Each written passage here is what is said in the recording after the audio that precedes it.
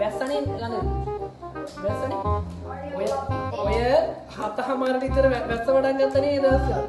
ඒ දවස්වල මට මාර විදියට මතක් වුණා මං ඉස්කෝලේ යන විදිය. ඉතල අනිවාර්යෙන් කඩුවක් කරලා වහිනවා කියලා කියන්නේ මං ඉස්කෝලේ යන්නේ කියනවා. හේතුව ගන්නන්නේ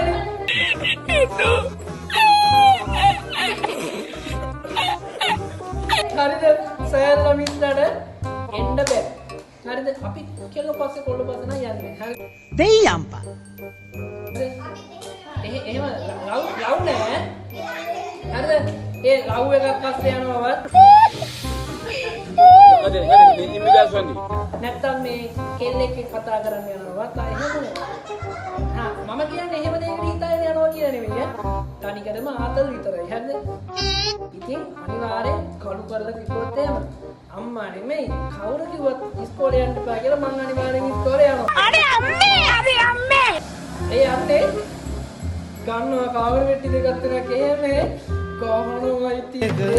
ජෝගිනටන්නේ හිතගෙන අතගන්නේ පිස්සු හැදන්නේ සඳබලන්නේ අලවගේද ගෝවා හොද්ද බොර වෙලා යන්නේ ෂේප් එකයි පාරයි නෑ කොපු දාගන්නේ උසලා ගහම මං යපුඩ